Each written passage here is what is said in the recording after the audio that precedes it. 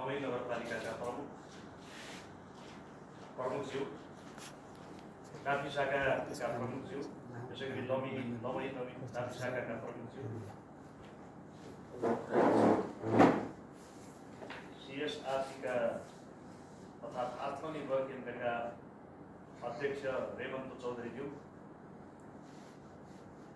7 दिनसम्म यो कार्यक्रममा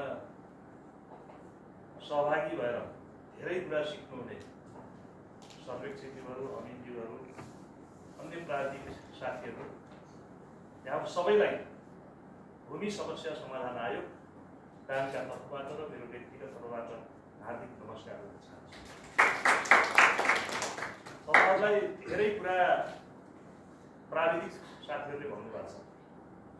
हाम्रो नागरिक कार्यालय प्रमुखज्यूले प्राविधिक विषयमा तपाईँहरूलाई भन्नुभएको छ, त्यसै गरी दमैका प्रमुखज्यूले तपाईँहरूका विषयमा यो प्राविधिक विषयमा तपाईँहरूलाई धेरै कुरा सिकाउनु भएको छ र भन्नुभएको छ। र केन्द्रबाट प्रशिक्षकहरू आएर तपाईँहरूलाई 7 दिनसम्म अब हामी कसरी जाने, जग्गा नागरिकको कामलाई कसरी व्यवस्थापन गर्ने र कुन विधिबाट जाँदा हामी छिटो काम गर्न सक्छौँ भन्ने कुराहरू सबै तपाईँहरूलाई सिकाएर जानुभएको छ।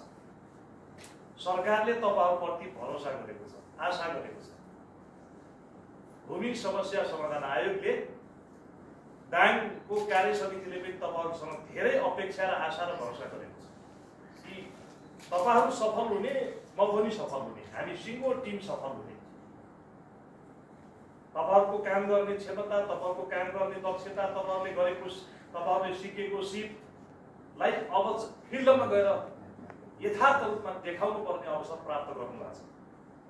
तपाईँहरूलाई जुन ठाउँमा जिम्मेवारी दिएको छ, जुन ठाउँ पालिकामा तपाईँहरूले काम गरिराख्नु भएको छ, त्यो अनुसारको जिम्मेवारी कुशलतापूर्वक निर्वाह गर्ने र मैले प्राप्त गरेको पालिकामा, मैले जिम्मेवारी पाएको पालिकामा मैले यति काम गरिसकेँ है भनेर आफूलाई श्रेष्ठ हासिल गर्ने अवसर पनि प्राप्त गर्नुभएको छ। यो काममा तपाईँहरूलाई सफलता मिलोस् कि तपाईँहरूका कारणले यो मुलुकमा, यो दाङ जिल्लामा जो जमिन छैन, जसको म नेपाली नागरिक हुँ, मेरो नाममा जमिन छैन, सडकमा बस्नुपर्ने अवस्था छ, भूमिहीन छ, सुकुम्बासी छ, उसको कुनै बस्ने ठेगान छैन, ती मान्छेले जग्गा प्राप्त गरौँ। कसका कारणले भन्दा तपाईँहरूका कारण, तपाईँहरूको मेहनत, तपाईँहरूको लगनशीलता, तपाईँहरूको यो सिकेको सिपलाई त्यहाँ गएर तपाईँहरूले फिल्डमा साँच्चै उतार्न सक्नुभयो भने अबको 4 महिनाभित्र देउखुरीमा भूमिहीन दलित र भूमिहीन सुकुम्बासीहरूले सबैका हातमा पूर्जा प्राप्त गर्ने गरी तपाईँहरूले काम अगाडि बढाउनु भयो। हामी त्यही ढङ्गले पालिकाहरूलाई चाहिँ निर्देशन गर्छौँ भन्ने मलाई लाग्छ। यो काम सबैभन्दा पहिले कहाँबाट सुरु हुन्छ भन्दाखेरि लमैबाट सुरु हुन्छ, राप्तीबाट सुरु हुन्छ, गढवाबाट सुरु हुन्छ, राजपुरबाट सुरु हुन्छ। यो ठाउँमा खटिएर जसले काम गर्नुभएको छ, तपाईँहरूले रिजल्ट दिनुभयो भने त्यसको परिणाम राम्रो आउँछ र भोलिका दिनमा तपाईँहरूलाई यो टिमले पनि खोज्नुपर्ने अवस्था हुन्छ। आज एकजना भाइ आउनु भएको छ तुलसीपुरको, के नाम गरे? रेवन्तजी। उहाँलाई खोजेर ल्याएको, उहाँले कहीँ जग्गा काम गर्नु भएको रहेछ, चितवनमा काम गर्नु भएको होइन? चितवनमा काम गरेको कारणले उहाँले मलाई अस्ति भन्नुभएको छ, ल ल्याउनुहोस् तुरुन्तै भन्ने कुरा हो।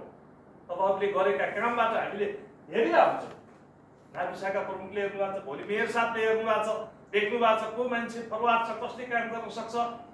त्यसको आधारमा भोलि तपाईँहरूलाई फेरि खोज्ने के हुन्छ, तपाईँहरूको करार अवधि सिद्धिता पनि के हुन्छ भन्दाखेरि भोलि नाभिसाका प्रमुखले के भन्छ, होइन यो केटा त राम्रो रहेछ, यसलाई त म राख्छु, भोलि त्यही रेवन्तजीले त्यही कुरा गर्नुहुन्छ। त्यस कारणले तपाईँहरूले आफूले पाएको जिम्मेवारी कुशलतापूर्वक निर्वाह गर्ने र यो जिम्मेवारी अत्यन्त महत्त्वपूर्ण जिम्मेवारी हो। कस्तो जिम्मेवारी हो भन्दाखेरि जमिन नभएको मान्छेलाई जमिन दिने। तपाईँहरूका कारणले, तपाईँहरूले बनाएको रिपोर्टका आधारमा, तपाईँहरूले बनाएको प्राविधिकहरूले बनाएको रिपोर्टको आधारमा मान्छेले एक कट्ठा जग्गा प्राप्त गर्दैछ। यो अत्यन्त मानवीय काम हो। यो काममा तपाईँलाई सफलता मिलोस्। यहाँ सिकेको सिपलाई, यो सिकाइलाई तपाईँहरूले अब आफ्नो फिल्डमा, अघि भन्नुभयो साथीहरूले कि यहाँ सिकेको भन्दा तपाईँहरूले प्राविधिक ढङ्गले आफूले कति मेहनत गर्नुहुन्छ, तपाईँले कति सिक्ने प्रयास गर्नुहुन्छ, अब गएर तपाईँहरूले कसरी काम गर्नुहुन्छ, त्यसबाटै तपाईँहरू सफलता प्राप्त गर्ने हो।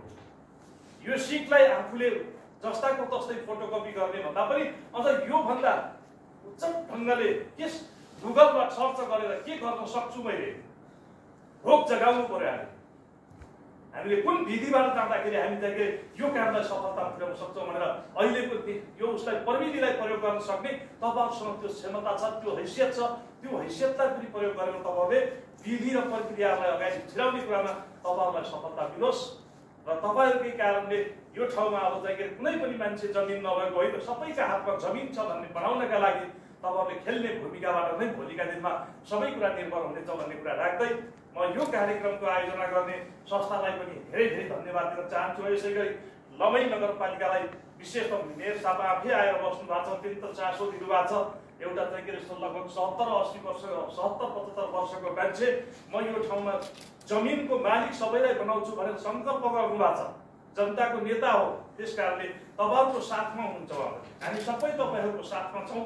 तपाईँहरूलाई आउने प्राविधिक समस्याहरू, तपाईँहरूलाई आउने अन्य कठिनाइहरूका विषयमा सहज बनाउने कुरामा हामी सँगसँगै तपाईँहरूसँग हुनेछौँ भन्ने कुरा राख्दै यो कार्यक्रमको फेरि पनि यो कार्यक्रमको सिकेको सिपलाई तपाईँहरूले जनतामा लगेर देखाउने अवसर प्राप्त गर्नुभएको छ। त्यसमा तपाईँहरूलाई सबैलाई सफलता मिलोस्। हार्दिक शुभकामना सहित आफ्नो बढाइ अन्त्य गर्छु। धन्यवाद। कार्यक्रमका प्रतिनिधि